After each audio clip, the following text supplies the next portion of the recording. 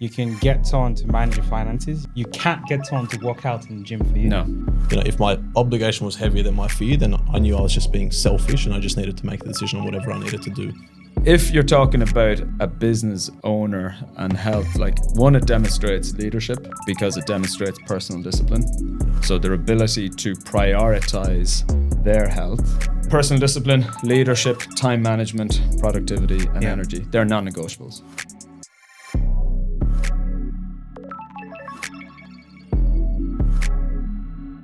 I guess, Mark, you mentioned a few things as well as business owners kind of making time. So, given that some business owners and high-performing professionals are very busy, and busy is very relative. I know where you're going with this one. Okay, yeah. So what are some of the practical tips? Practical tips Yes, if you're a please. busy business Some owner. tips to ensure they've maintained consistent fitness routine despite lifestyle. Look, the purist in me wants to, say, let's go pure. There is no, there's no such thing as practical tips to maintain and sustain, a long-term fitness plan, and that is really what one of my, big pillars is longevity, i.e. sustainability. So look, practical tips. Realistically, if someone isn't fully committed, let's say, they'd like it, and for many reasons, in business and family, I totally get it, not judging. So practical tip one would be run. Get yourself a good pair of running shoes, because if you're in the office, there's nothing stopping you from going for a run on your lunch break, right? That's probably the easiest way to get into exercise. And, any business owner who has family and all that, they're going to be stressed to their eyeballs, and running is brilliant for anxiety. Strength training is really good for depression. That's the kind of saying out there. Practical tips. Well,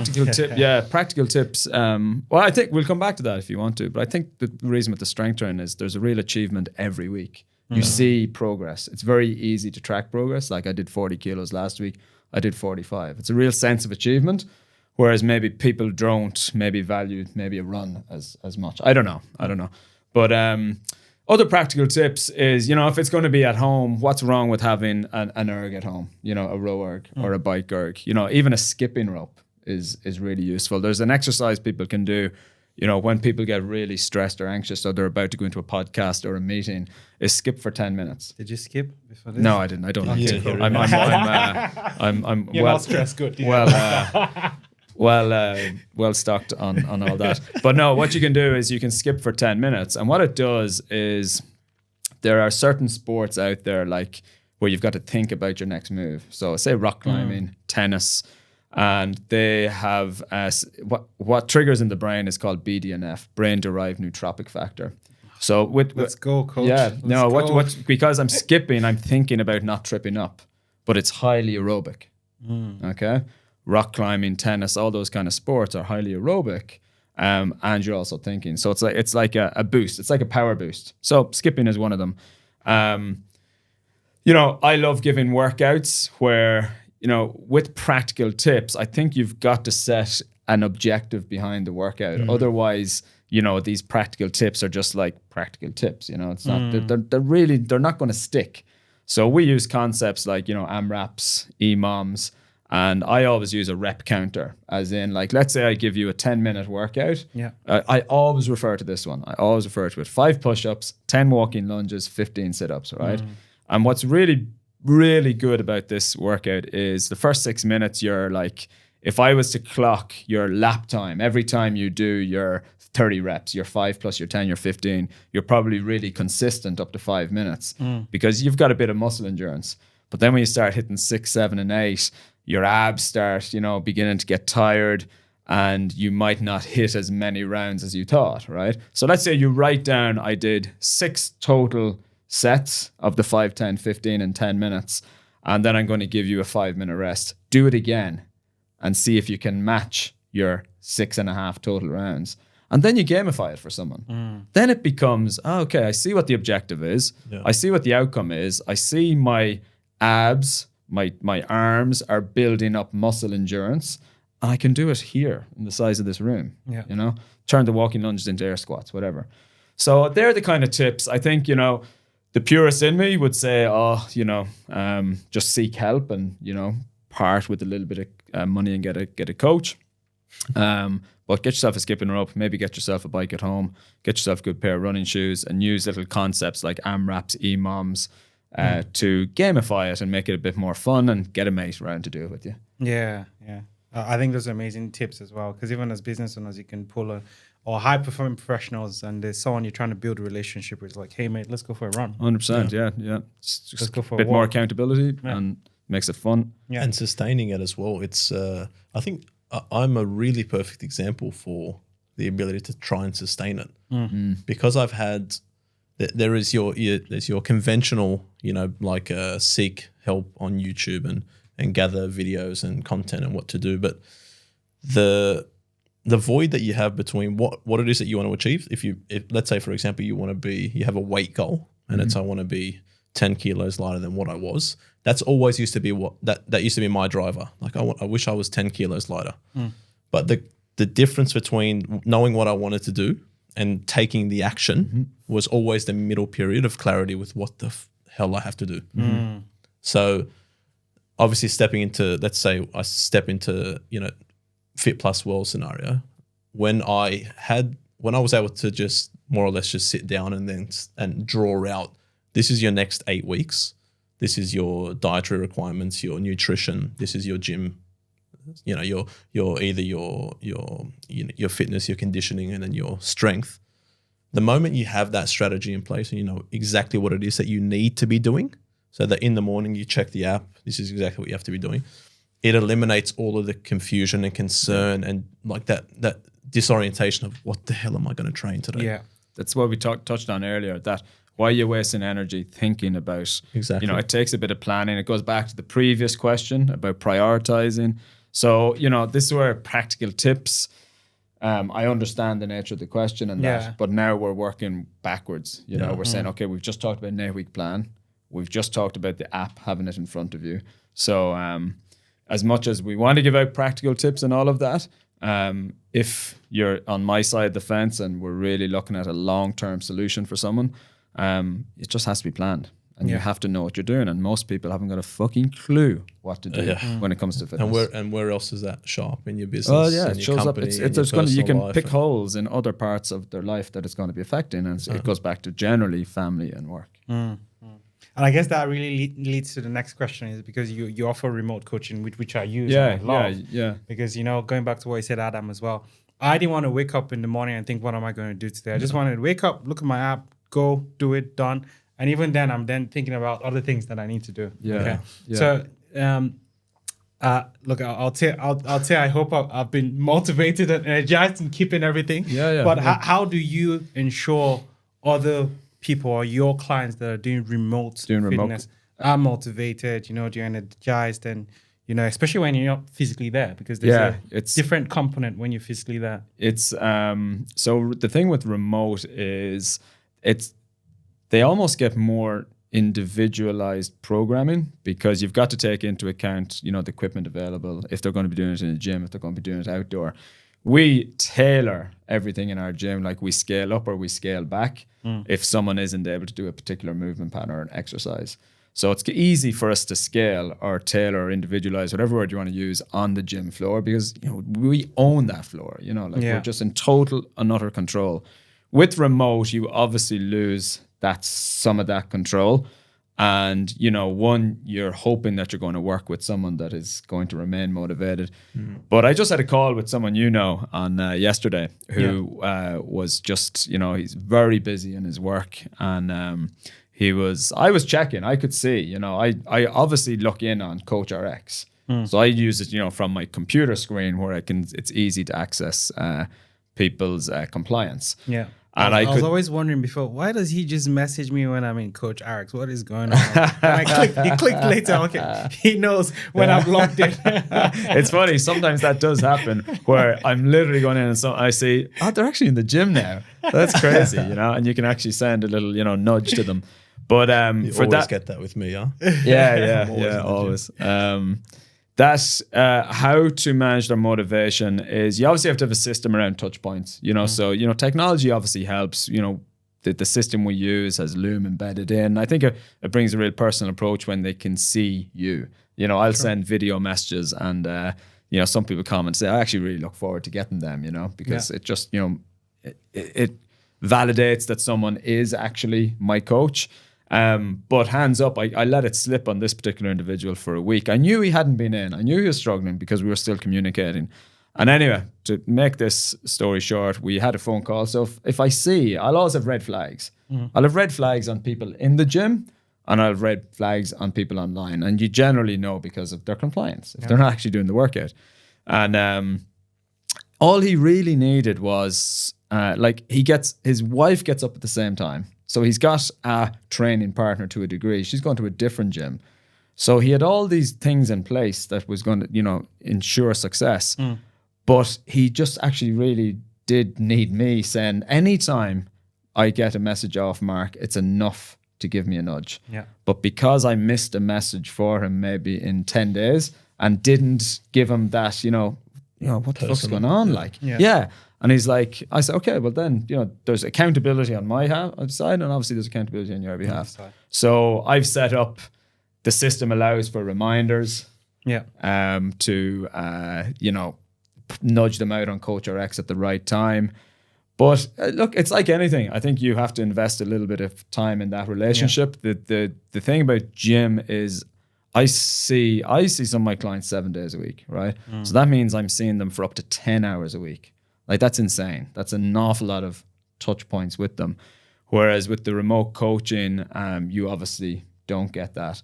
And they all respond differently. Some people don't really want to hear from you as much. You know, you'd be kind of one of those, or it's just like, you know, just kind of give me the workout and that exactly. and all that. You require less touch points. But giving them something that's achievable, there has to be a very, very achievable program because you don't get to see them all the time. And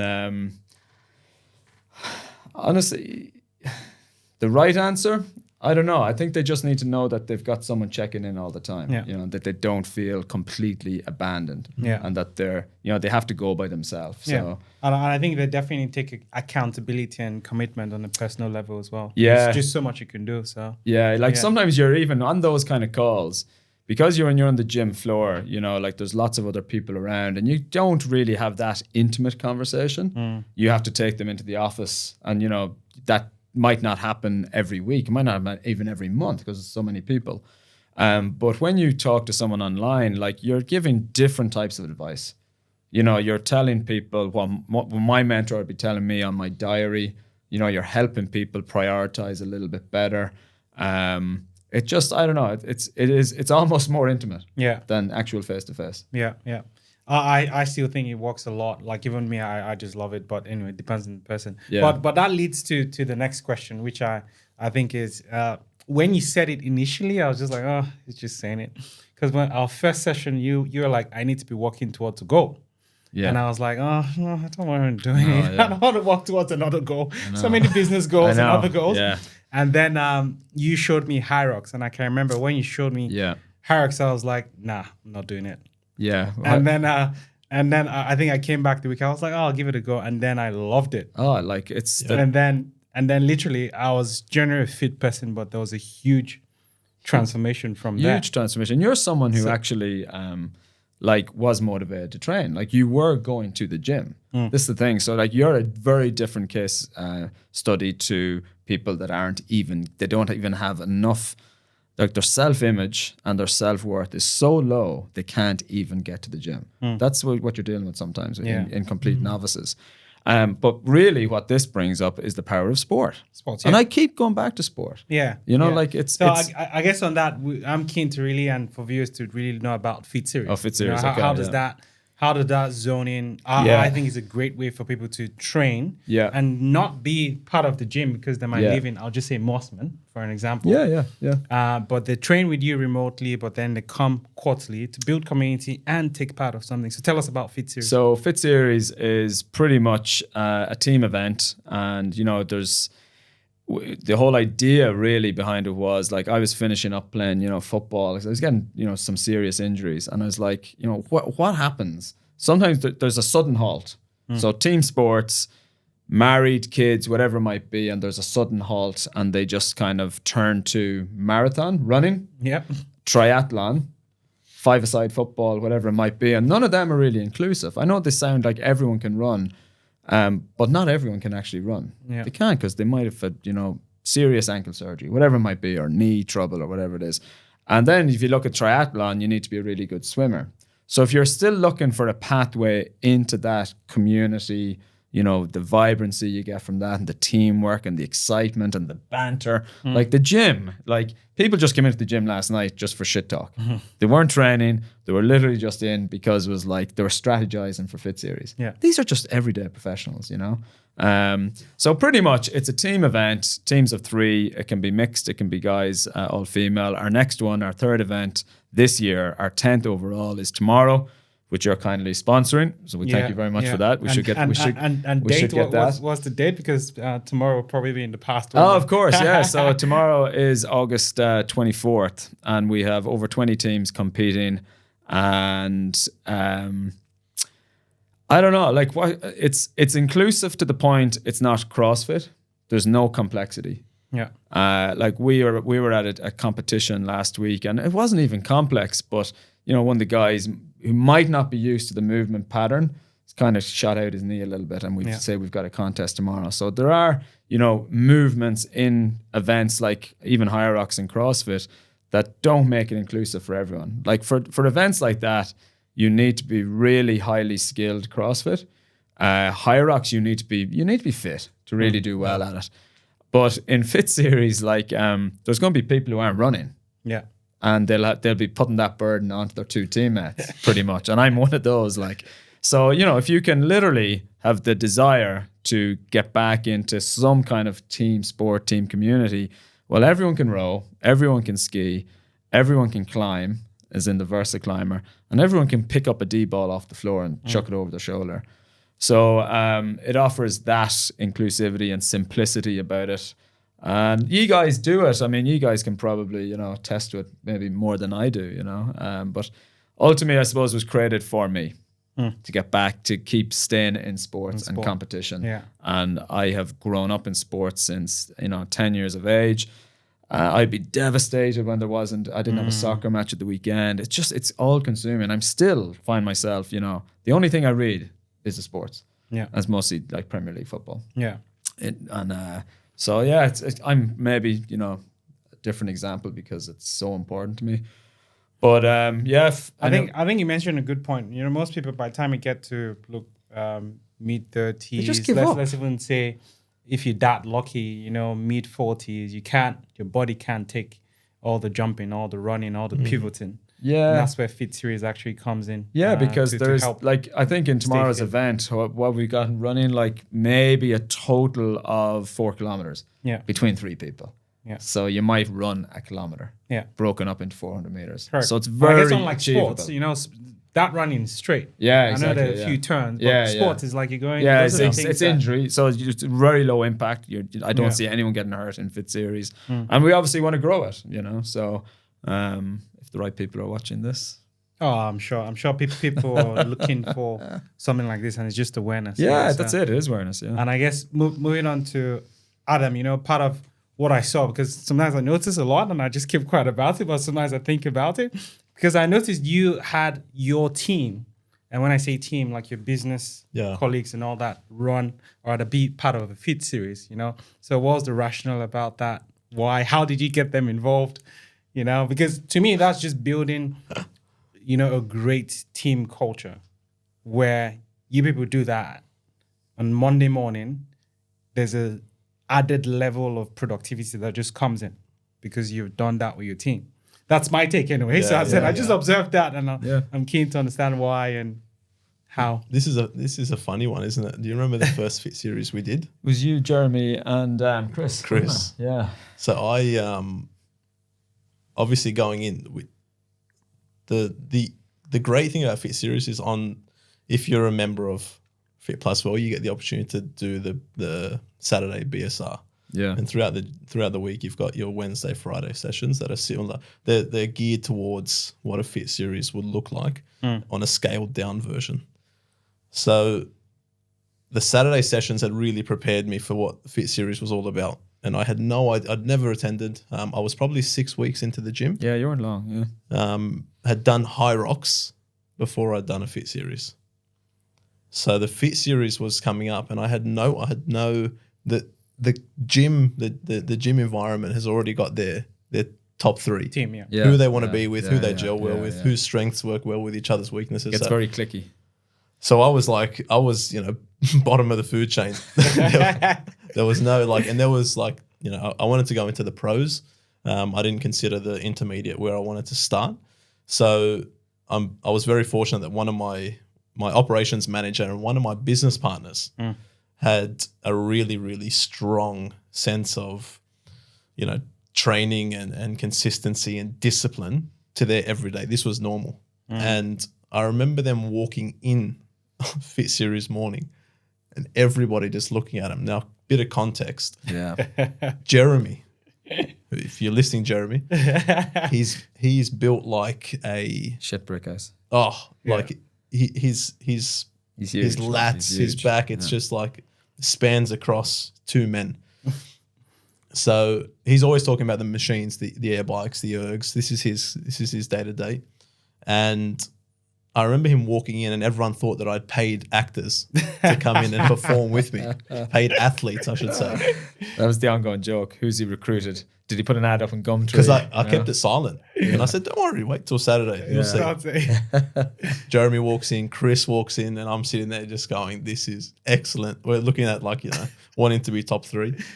We went through the first heat because we were in the first heat and we built our we came first in the heat. So we were like, oh, we won Fit Series.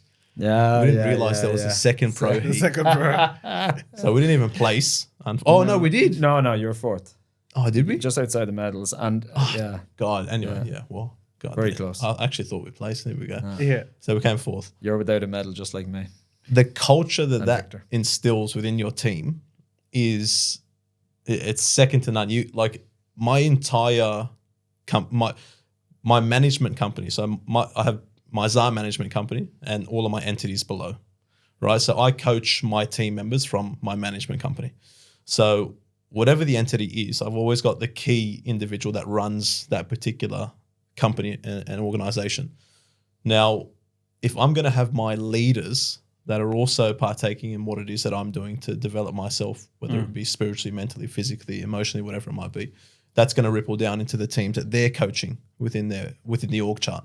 So the amount of energy that allows my number ones to have that I'm on a regular, like a conversational occurrence with, that I want to be able to lead the ones that I might not necessarily, my team that I might not necessarily get the time to speak to.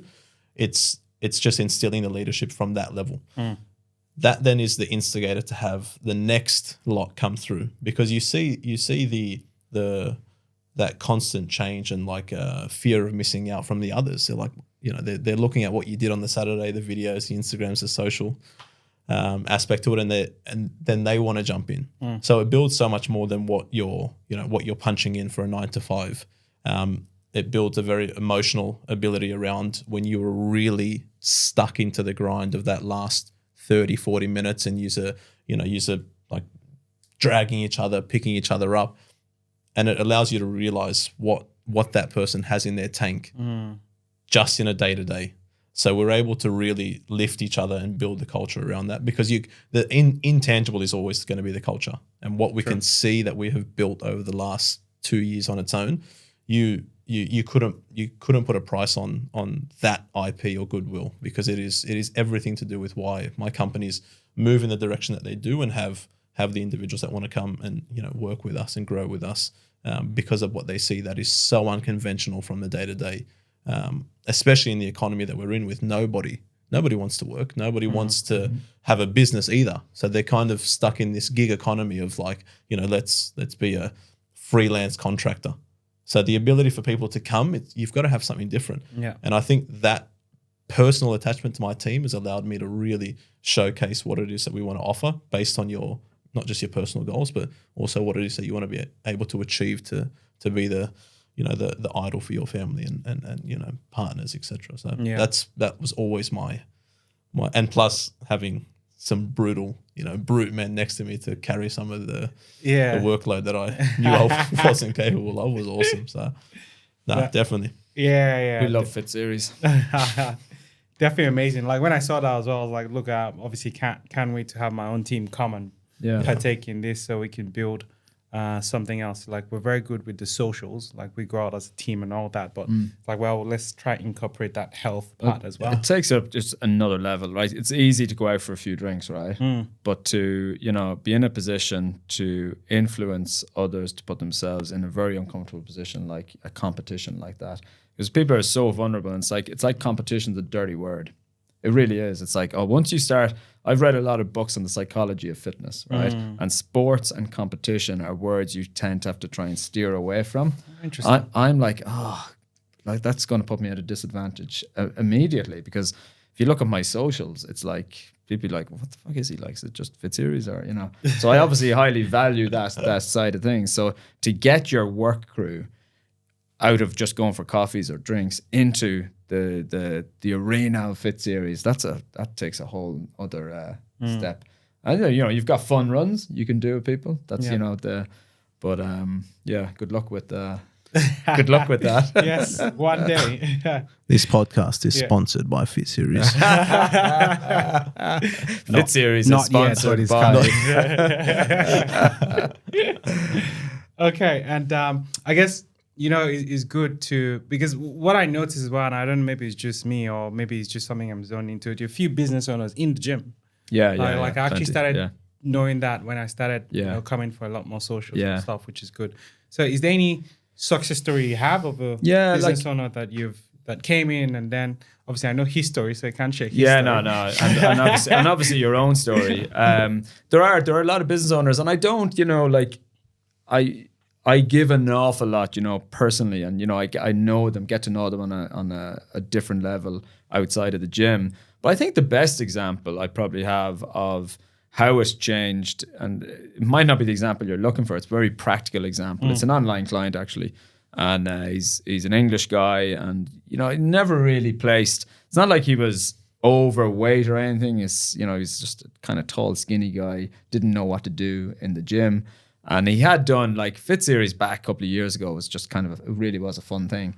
And he did one or two of them and then went into online coaching. But the best example is he's actually in the video. He's a videographer, and his training is 3 days a week strength and maybe 1 day fitness. And like he's in his 50s. So he has got to haul an awful lot of equipment on a daily, weekly basis. And whereas people think results are always about the physique and dropping weight and building muscle quality, well, the other side of it is he kind of saved his job, because he was beginning to really notice as he got older, he was getting weaker, he was having difficulty. Like some of the cameras are obviously big and heavy. Yeah. So his feedback was, work is kind of like, the biggest compliment I can give you is that like I can bend down and pick something off the floor. Wow. Without it killing me, and I've got to carry a camera on my shoulder for shoots or operate a drone and all this stuff. I think that's the stuff people forget, is just the daily performance side of things, as opposed to productivity. And I'd love to say, I train like 10 CEOs and they've gone from 10 million to 20 million, but like you don't get that data. You get the everyday stuff that people just go, oh, I never even thought of that. Yeah, and it's important because the 50-year-olds. Like, unless they're doing it, the picking up the camera off the phone could be picking up the grandchild. It could be picking up anything. So they've got to maintain that independence as they get older.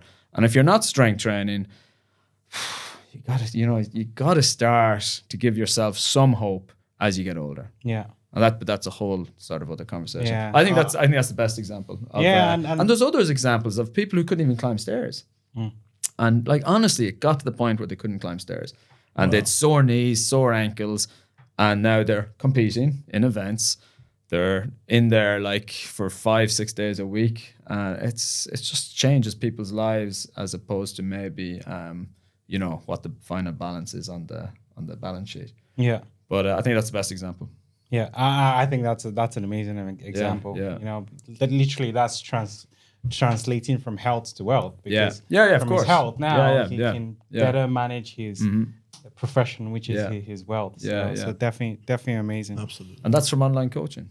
Yeah. You know? So I just think, look, personally, I just think it works best for business owners, but that's just me anyway. yeah. There's more flexibility. Yeah. So I guess last question for Adam, and this is one part where you've helped me, and I don't know if I've mentioned this to you, is in terms of personal branding. I can remember when we sat down once, and this was when you were using my service, or when you're starting to use my service, and then you're like, Victor, what are you doing about personal branding? I was like, and then you just gave me this talk, and I was like, okay, done. I'm gonna go do it and go all out.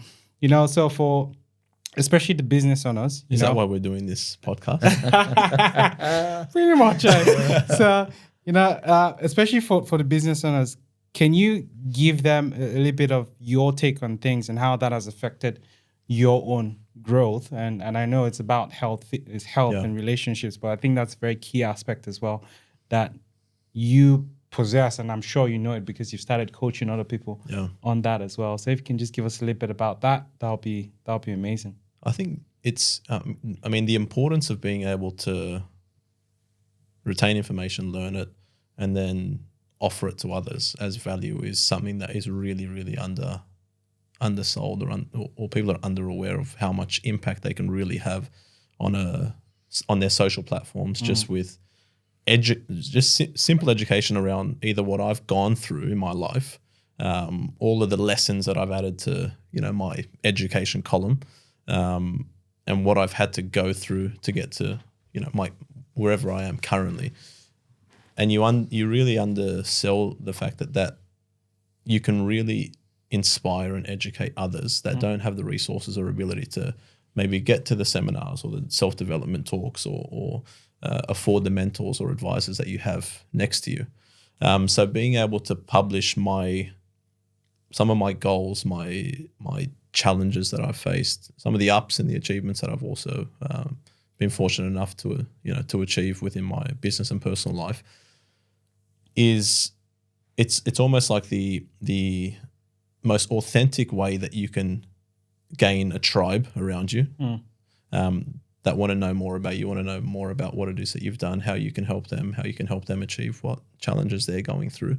And it's all the same things that you went through. There isn't really that many other challenges that a business owner or personal, whether it's a husband or a gentleman faces, that is very, very detached from what you might have gone through, with exceptions, of course. So for me, I know after even just building my personal brand now, from being able to exit a lot of the companies that I was running day to day, and I was shackled in most of the time to a well-paid job before I seek the help that I needed to escape that 9 to 5. It's quite literally opened up more doors than my money ever did. Just a small, really specific niche of followers now that I know are regular in communication with me. The business owners that I help coach and mentor were ones that I gave hours and hours and hours of free advice, content, value, and I would lose my own personal gain and income without a care in the world, because it's genuinely what I wanted to do. And the personal branding aspect completely opened up that door. It actually gave me a lot of purpose for what it is that I wanted to do. I mean, I can open up a business. I know how to start one, buy equity, whatever it is, but it's not it doesn't feel the same, it doesn't fill my cup the same way that helping others achieve what it is. And coming back to what we spoke about with, you'll always do more for others. I've built some awesome businesses for people that I'm sitting there going, I could have done the same thing, but it's a completely different gratitude. So it's the ability to get out there and it's also it really is your responsibility to go out there and educate others. It could be your core family that you don't realize is facing what it is because of pride or ego, that they're not suggesting to you that they're really in a slump business wise. Yeah. And you go out there and educate for free as content, significant value that might be, your immediate circle, is benefiting significantly, but also the others that are out there that are in a much worse scenario in terms of the support that they have around them. I'm blessed. My family is close by. My in-laws are down the road. I've got a great circle around me. The challenge that I always think of is what if the individuals that are going through similar challenges that I'm going through don't even have half of the support that I've got? Like, who is there to really lift them?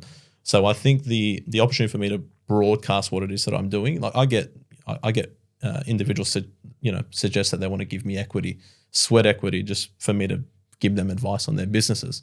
Now, do you think my 110 followers, 3 years ago with photos of my family and children was going to give them any feedback or clarity on what it is that I do? Like, it gives no value at all. So everything that I do now socially, whether it be my personal brand, is geared towards what I want to align with who I want to support and who I want to help. And it has been the biggest shift in the way that I need to even put myself out there to suggest that I have done something in a certain space. So it's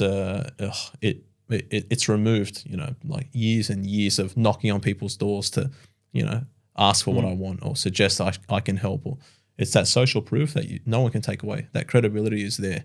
So it's you have to do it. You have to do this. Yeah. You have to give exposure and awareness to what it is that you can achieve, because there is such a significant amount of people out there that need your support and help that you really, really don't realize what it does for them until you look back and see that you've taken them from, where they were to where they currently are, and that no one can give you a financial reward for what that feels like compared to the gratitude and feeling that you'll get from helping somebody just based on that. You need to get Victor the obligation band.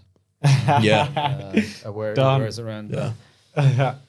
So it's been a great catch up, boys. I think one of the things that I'd love is just a final tip for business owners or high performing professionals. What would you leave them with? What do you want to mine's very simple. They're the decision maker at the top, and sometimes they don't have a lot of people. Just ask for help. Ask for help. They've more than likely got the dollars to do it. Just ask for help. Like, you're organizing your employees and your families, whatever it is. Have someone help you with, if it's fitness or whatever it might be. Don't be afraid to ask for help. Yeah. I definitely call that comparative advantage. And, one thing I say, you can get someone to manage your finances. You can get someone, you can't get someone to work out in the gym for you. No, yeah. You can't get someone to spend time with your loved ones for you. Those are things that you can outsource. Everything else, you should. Yeah. For me, I think it comes back down to the, are we talking entrepreneurs or people that so business owners, entrepreneurs, or just, general managers, high performing professionals that, they're in very key positions as well. So you're, probably going through a stressful job. Yeah. So how can, what is your tip for them on personal branding, health, relationships? It would always be leveraging the mentors and advisors around you that have done exactly what it is that you're striving to achieve, but you're expecting yourself to walk through their journey without asking for any help, strategy, path that they took to why walk through their challenges or headaches that they went through when they can guide you through the clearest shortcut that has the quickest route to success. I know that I have probably the biggest, you call it a board of advisors, right? In my life, that I know I am at such an advantage when it comes to anyone. And this is my mindset, as my wellness, knowing that if I ever hit rough seas, I have a handful of people that I know will be able to pick me up, whether it be financially, mentally, spiritually. So it's I can't put it down to anything else but invest time in knowing that you have the right people that you can literally bounce everything off.